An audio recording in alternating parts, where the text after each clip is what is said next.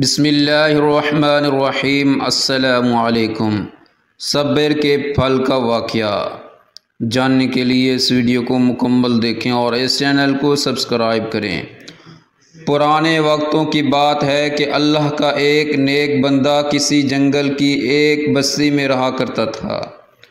اس کے پاس ایک گدھا، ایک مرغا اور ایک کتا تھا۔ مرغا اسے صبح نماز کے لیے جگاتا، گدھے پر وہ پانی اور دیگر ضروریات زندگی کی چیزیں لاد کر لاتا اور کتا اس کے گھر کی اور ساز و سامان کی رکھوالی کرتا۔ ایک دن مرغے کو لومڑی کھا گئی تو اس نیک شخص کے گھر والے اس نقصان پر بے حد پریشان ہوئے، پر اس نیک شخص نے صبر کیا اور کہا اللہ پاک جو کرتا ہے وہ بہتر کرتا ہے۔ پھر چند دن بعد بھیڑیے نے گدھے کو چیر پھاڑ ڈالا۔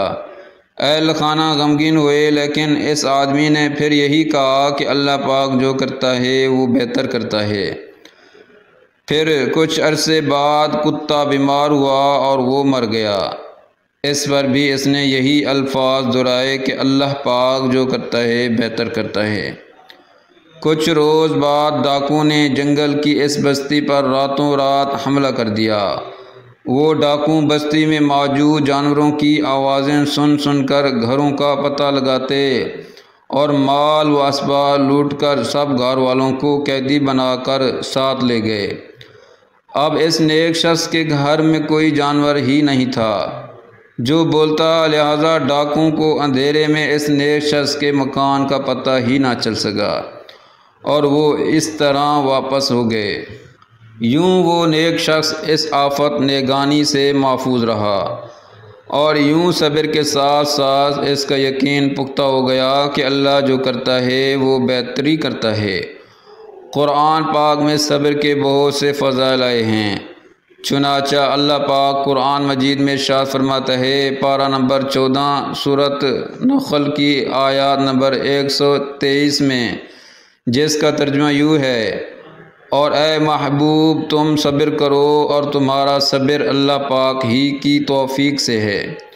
اس کے بعد 27 سورۃ زمر آیت نمبر 10 میں آتا ہے کہ جو لوگ صبر سے کام لیتے ہیں ان کا ثواب انہیں بے حساب دیا جائے گا۔ سورۃ بقرہ کی آیت نمبر 155 میں آتا ہے کہ اور ضرور ہم تمہیں آزمائیں گے کچھ ڈر اور بھوک سے اور کچھ مالوں اور جانوں اور پھلوں کی کمی سے، اور خوشخبری سنا دو ان صبر کرنے والوں کو۔